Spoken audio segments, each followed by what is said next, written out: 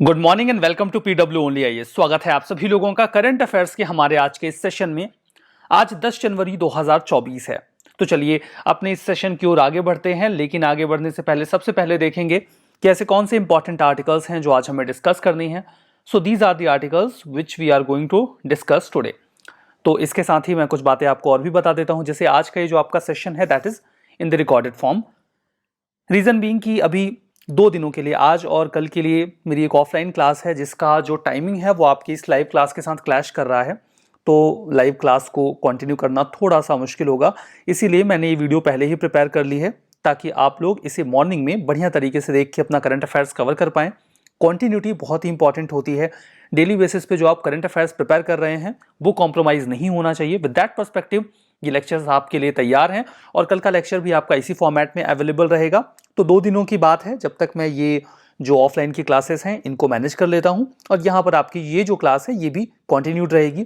तो चलिए शुरुआत करते हैं अपने पहले आर्टिकल के साथ, that is about the project tiger. देखिए अभी यहाँ पर गवर्नमेंट ने जो प्रोजेक्ट टाइगर अभी चल रहा है उसमें कुछ कंसर्न, कुछ इश्यूज हमारे सामने आ रहे हैं। वाइल्ड लाइफ प्रोटेक्शन एक्ट और फॉरेस्ट राइट एक्ट, इसे सही तरीके से सिनर्जाइज वे में इंप्लीमेंट नहीं किया जा रहा है। इनके वॉयलेशंस के चलते हम देख रहे हैं कि कॉन्फ्लिक्ट्स बढ़ रहे हैं। किसके बीच में? टाइगर रिजर्व्स की जो अथॉरिटीज हैं उनके बीच में, सीधे सीधे कहूं तो फॉरेस्ट ब्यूरोक्रेसी के बीच में और फॉरेस्ट ड्वेलर्स के बीच में। फॉरेस्ट ड्वेलर्स का मतलब ट्राइबल्स से है जो जंगलों में रहते हैं। ये पूरा मामला क्या है उसे तो आप समझ लो, लेकिन उसके पहले आप प्रोजेक्ट टाइगर के बारे में भी जान लो। प्रोजेक्ट टाइगर 1973 में शुरू किया गया था। ऑब्जेक्टिव ये था कि हम इंडिया में टाइगर्स को कंजर्व करेंगे, उनके जो नंबर्स बहुत तेजी से घट रहे हैं उसको बढ़ाएंगे। 9 रिजर्व्स के साथ इसकी शुरुआत की गई थी 1973 में। जब शुरुआत हुई थी तो हमने केवल 9 ऐसे रिजर्व एरियाज थे जिनको टाइगर रिजर्व का दर्जा दिया था। 2022 का जो स्टेटस है, प्रेजेंट स्टेटस जो है, उसके अकॉर्डिंग टोटल 18 स्टेट्स में हमें 54 टाइगर रिजर्व्स मिलते हैं। तो अगर हमने इतने सारे टाइगर रिजर्व्स बनाए तो क्या हमें इसका फायदा मिला? ऑफ कोर्स मिला। इन टाइगर रिजर्व्स के बन जाने के बाद टाइगर की पॉपुलेशन में एक स्टीडी ग्रोथ देखने को मिली। लगभग हर साल 6.1% टाइगर्स अपने नंबर में इंक्रीज हो जाते हैं। जो 26% national parks and wild life sanctuaries हैं, हमने उन्हें क्रिटिकल टाइगर हैबिटेट का दर्जा दिया, दैट इज सीटीएच। अब आप सोचोगे कि ये सीटीएच क्या है। देखो, सपोज करो कि नेशनल पार्क है या हमने इसे एक टाइगर रिजर्व का दर्जा दिया, तो टाइगर रिजर्व में हम एक एरिया उसके कोर में आइडेंटिफाई करते हैं और ये जो एरिया होता है इसे कोर कह दिया जाता है, कोर ऑफ टाइगर रिजर्व। तो जो कोर का एरिया है इसे सबसे ज़्यादा वल्नरेबल माना जाता है और ये मान लिया जाता है कि इस एरिया को बचाना सबसे ज़्यादा ज़रूरी है अगर हम चाहते हैं कि जो टाइगर की पॉपुलेशन है वो कंजर्व रहे। तो इस पर्सपेक्टिव से ये जो कोर एरिया है इसे ही सीटीएच कहा जाता है, यानी कि क्रिटिकल टाइगर हैबिटेट। तो ध्यान देना, किसी भी टाइगर रिजर्व का जो कोर एरिया है या फिर जो क्रिटिकल टाइगर हैबिटेट है दोनों सेम ही होता है, दोनों अलग अलग नहीं होता। और जो कोर एरिया होता है यानी कि क्रिटिकल टाइगर हैबिटेट, यहाँ पे किसी भी तरीके का जो इंटरवेंशन है एंड ह्यूमंस का वो अलाउड नहीं है। मतलब कि वहाँ पे ट्राइबल्स भी नहीं रह सकते। उन्हें भी कहा जाता है कि आप उस जगह को छोड़ दो, आपको कहीं और बसा देंगे, कोई और जगह जमीन दे देंगे। तो अब मैं आपको बताता हूँ कि इस पूरे विवाद की जड़ क्या है। लीगल फ्रेमवर्क ये इसके विवाद की जड़ बन रहा है।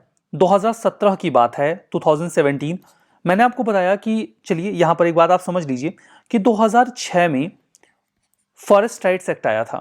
Under those forest rights act इस बात को इंश्योर किया गया कि जो फॉरेस्ट डवेलर्स हैं यानी कि जंगलों में रहने वाले ट्राइबल्स हैं, उनके अपने कुछ राइट्स होंगे जंगलों को लेकर। जैसे कि वो जो माइनर फॉरेस्ट प्रोड्यूस हैं उसका इस्तेमाल कर पाएंगे और जो वहाँ के नेचुरल राइट्स होते हैं जंगल में रहने वाले ट्राइबल्स के, वो रिस्टोर किए जाएंगे। 2017 की बात है जब एनटीसीए ने एक नोटिफिकेशन जारी की, नेशनल टाइगर कंजर्वेशन अथॉरिटी ने, और एनटीसीए ने अपने ऑर्डर, अपने नोटिफिकेशन में ये बोला कि जो कोर एरिया है जिसकी अभी हम चर्चा कर रहे थे and that is critical tiger reserve, तो जो क्रिटिकल टाइगर रिजर्व यानी कि टाइगर रिजर्व का कोर एरिया है उसमें ये जो फॉरेस्ट राइट एक्ट ऑफ 2006 है, फॉरेस्ट राइट एक्ट ऑफ 2006, ये इंप्लीमेंट नहीं होगा और उस एरिया में हम किसी भी तरीके का ह्यूमन इंटरवेंशन या ट्राइबल राइट इंश्योर नहीं करेंगे, बिकॉज उस एरिया को हम टाइगर्स के लिए प्रिजर्व करेंगे, उन्हें बचाने के लिए। अब ये जो नोटिफिकेशन एनटीसीए के द्वारा जारी की गई 2017 में, उसमें को लेकर ये विवाद आया कि क्या एनटीसीए इतनी कैपेबिलिटी रखता है, क्या वो इतना एम्पावर्ड है कि वो इस तरीके की नोटिफिकेशन जारी करके बोल सके कि जो कोर एरिया है टाइगर रिजर्व का वहाँ पे फॉरेस्ट राइट एक्ट इंप्लीमेंट नहीं होगा। कुछ रूल्स अभी भी नोटिफाई नहीं किए गए हैं, उसी का फायदा एनटीसीए यहाँ पर उठा रहा है। मतलब कुछ लीगल पेच यहाँ पे इन्वॉल्व है, जिसकी मदद से एनटीसीए फंसाने की कोशिश कर रहा है उस कोर एरिया को प्रिजर्व करने के लिए कि ट्राइबल्स के राइट वहां से हम स्क्रैप कर देते हैं। तो एनटीसीए का ये जो ऑर्डर है ये एक्चुअली में सीधे सीधे 2006 का जो forest dwellers recognition of forest rights act है उसको काउंटर करता है। तो इस बात को लेकर बड़ा विवाद हो गया कि एनटीसीए जो इंप्लीमेंट करने की कोशिश कर रहा है authority under wild life protection act of 1972, वो सीधे सीधे 2006 के WFRA को काउंटर कर रहा है। तो ये विवाद है, फॉरेस्ट ड्वेलर्स भी इसको लेकर कंसर्न्स जाहिर कर रहे हैं। अब देखिए, क्रिटिकल टाइगर हैबिटेट यानी कि जो कोर एरिया है उसको लेकर विवाद बना रहता है। जो फॉरेस्ट ड्वेलिंग कम्युनिटीज हैं वो तो उन जंगलों में कोर एरियाज में भी रहती रही हैं, उसके बाद से उन्हें हटाने की प्रक्रिया शुरू हो गई। जो CTH यानी कि कोर टाइगर हैबिटेट यानी कि कोर एरिया को लेकर, क्रिटिकल टाइगर हैबिटेट को लेकर जो नोटिफिकेशन आई एनटीसीए की, वो लीगल रिक्वायरमेंट्स को मीट नहीं करती। टेंशंस इस वजह से भी बढ़ गई फॉरेस्ट डीलर्स के बीच में और फॉरेस्ट ऑफिशियल्स के बीच में, ब्यूरोक्रेट्स के बीच में, अथॉरिटीज के बीच में। चूंकि इन्फॉर्म्ड कंसेंट थी नहीं, इसलिए यहाँ पर जब फॉरेस्ट डीलर्स को वहां से रिलोकेट करने को बोला गया कि भैया ये जगह छोड़ दो क्योंकि नोटिफिकेशन एनटीसीए की आ गई है, अब आप यहाँ पे नहीं रह सकते, उन्होंने जाने से साफ मना कर दिया।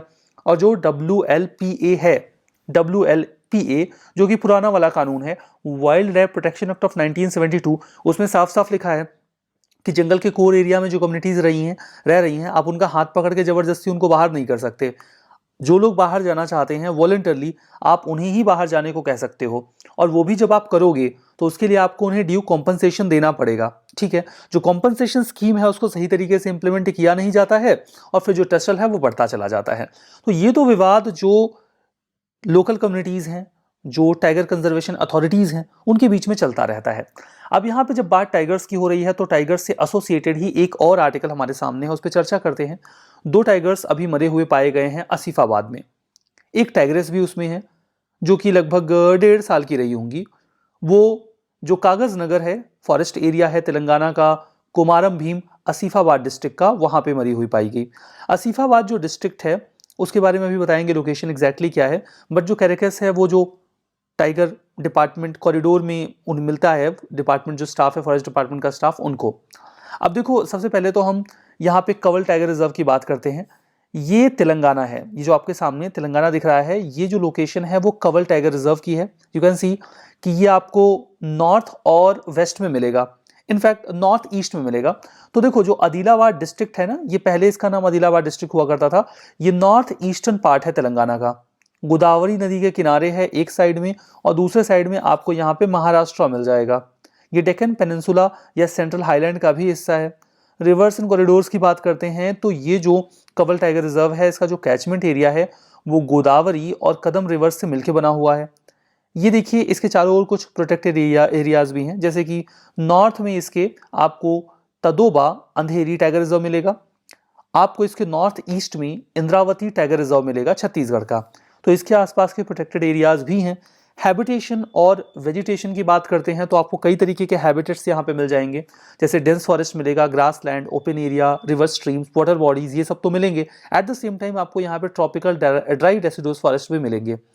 डेक्कन का प्लेटू है, कई तरीके के जीव जंतु भी मिल जाएंगे, नीलगाय मिल जाएगी, चौसिंघा मिल जाएगा, chinkara, blackbuck, sambar, spotted deer, wild dog, wolf, jackal, fox, tiger, leopard, jungle cat, बहुत सारे जानवर आपको यहाँ पे मिल जाएंगे जो इस प्रोटेक्टेड एरियाज के आसपास रहते रहे हैं। ठीक है, तो ये तो चलिए 2 टाइगर रिजर्व्स के डेथ्स के बारे में आपने ही मामला देख लिया।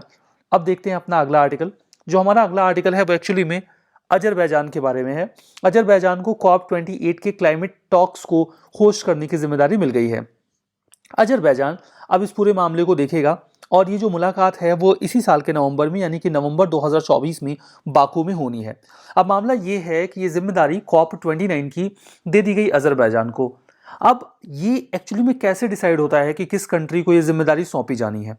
ऐसा नहीं है कि एक ही रीजन की कुछ कंट्रीज लगातार बार बार ये जो राइट्स हैं कॉप की मीटिंग्स को हेल्ड करने के वो ले रहे हैं, ऐसा नहीं होता है। एक डिवीजन है यूनाइटेड नेशंस का, उन्होंने पूरी दुनिया को 5 जोन्स में डिवाइड किया हुआ है। एक जोन है अफ्रीका, दूसरा जोन है एशिया पैसिफिक, तीसरा जोन है ईस्टर्न यूरोप, चौथा है लैटिन अमेरिका, इसके साथ ही साथ कैरेबियन को भी इसी ग्रुप में ऐड कर दिया गया है। फिर है वेस्टर्न यूरोप एंड अदर्स। ठीक है, तो 5 ग्रुप्स में यहाँ पे इस पूरे कॉप के मीटिंग के तौर पे दुनिया को डिवाइड किया जाता है। पहला अफ्रीका, दूसरा एशिया पैसिफिक, तीसरा ईस्टर्न यूरोप, चौथा लैटिन अमेरिका एंड कैरेबियन और पांचवा वेस्टर्न यूरोप एंड अदर्स। अब एक बार अगर एक ग्रुप ने लीडरशिप ले ली है तो अगली बार किसी दूसरे का नंबर आएगा। सिंपल सी बात है कि एक बार किसी अफ्रीकन कंट्री के पास लीडरशिप थी तो फिर वो एशिया पैसिफिक में जाएगी, फिर वो ईस्टर्न यूरोप में जाएगी, फिर वो लैटिन अमेरिका में जाएगी और फिर वो वेस्टर्न यूरोप में जाएगी। ऐसे रोटेट करता रहता है। तो जो भी रीजन का नंबर है, सपोज करो कि ईस्टर्न यूरोप का नंबर है, तो ईस्टर्न यूरोप के 4-5 देश अपना कैंडिडेचर सामने रखेंगे कि भैया हम होस्ट करना चाहते हैं।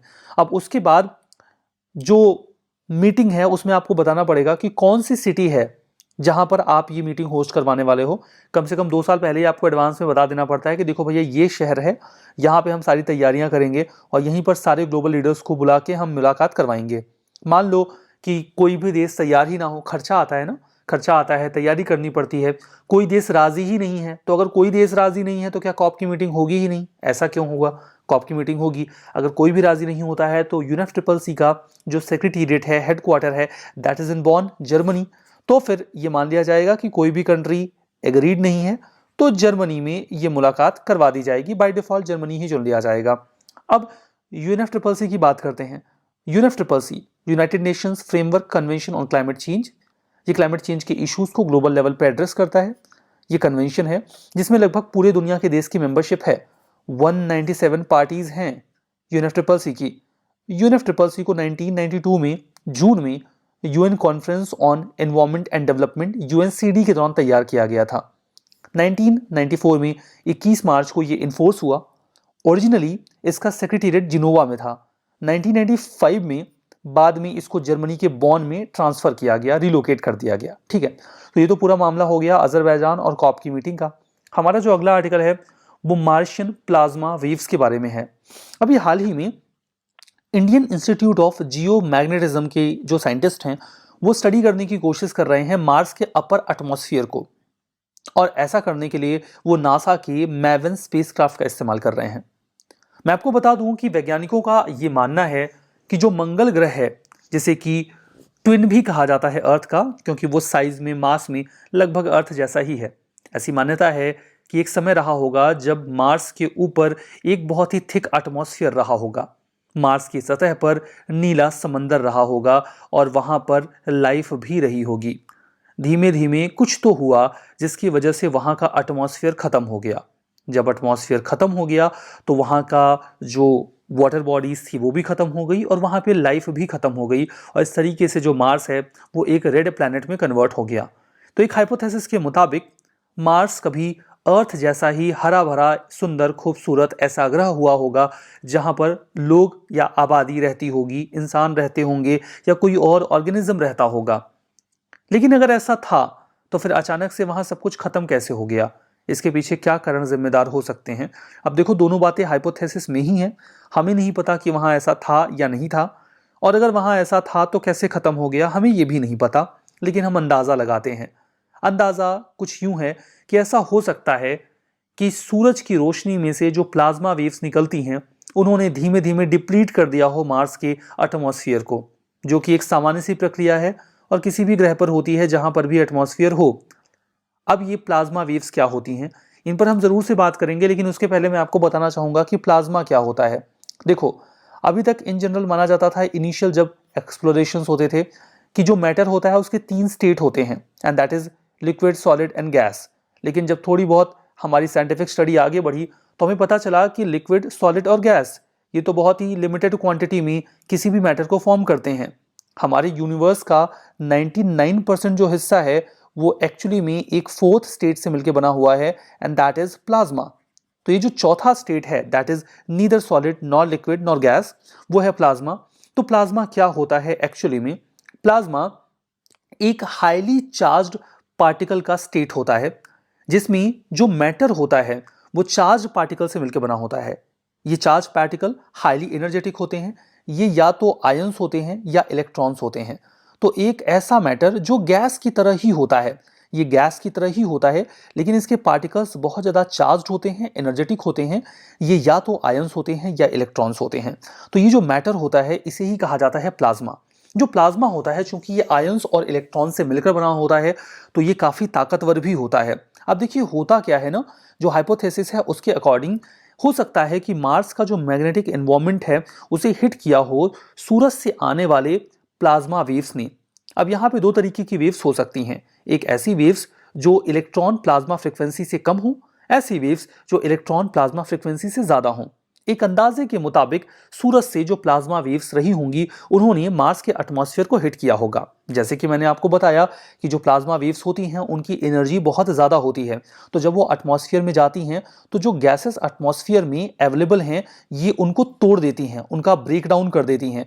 और उनका जब ब्रेक डाउन होता है तो उनसे जो इलेक्ट्रॉन्स होते हैं वो अलग हो जाते हैं। ये इलेक्ट्रॉन फिर किसी और पार्टिकल के साथ जाके जुड़ जाएंगे और उसको एनर्जी दे देंगे, और जब ये उसको एनर्जी दे देंगे तो उसके पास इतनी एनर्जी आ जाती है कि धीमे धीमे वो उस प्लेनेट के एटमॉस्फेयर से गैसेस बाहर जाने लग जाती हैं। आसान भाषा में बताता हूं तो ये है कि सूरज की रोशनी में से या सूरज से जो प्लाज्मा वेव्स हैं वो निकलेंगी, एक प्लेनेट के एटमॉस्फेयर को हिट करेंगी। और जो प्लाज्मा वेव्स होती हैं ये हाईली एनर्जेटिक होती हैं, तो वो वहाँ की गैसेस को तोड़ना शुरू कर देंगी।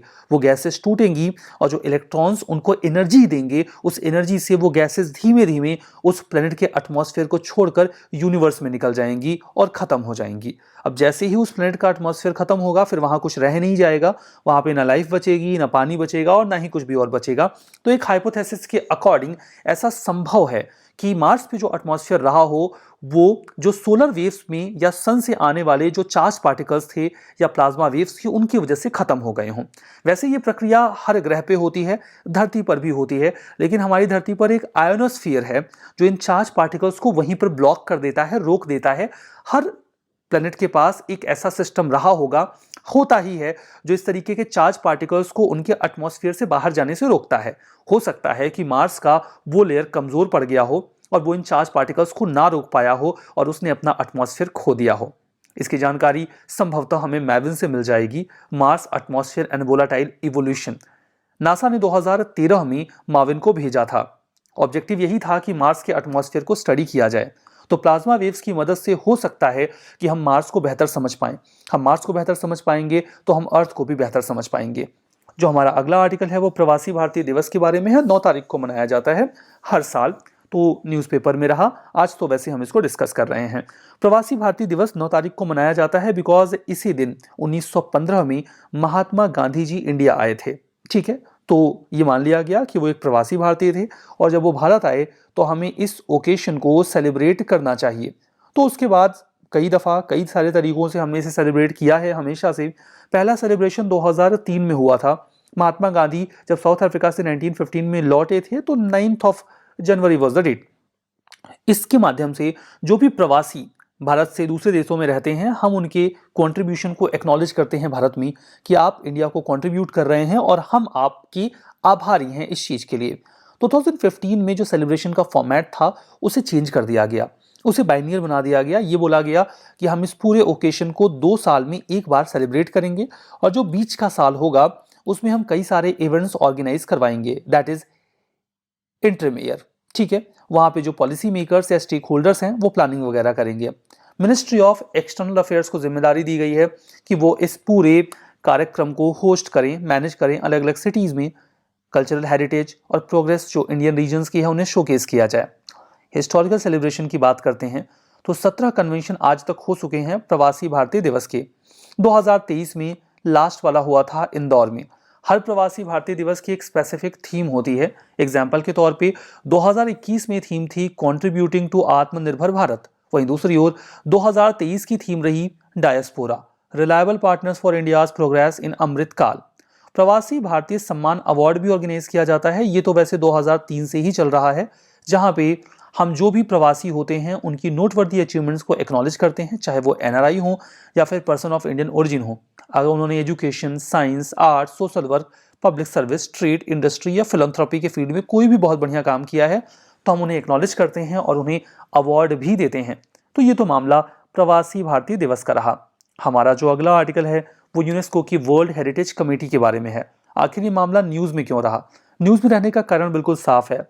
सबसे पहले तो यहाँ पर देखिए, ऐसा पहली बार हो रहा है कि इंडिया यूनेस्को की वर्ल्ड हेरिटेज कमेटी को चेयर करेगा और इंडिया को ये जिम्मेदारी दिल्ली में मिलेगी जब ये मुलाकात होने वाली है 21 से 31 जुलाई के बीच में 2024 में, यानी कि इसी साल।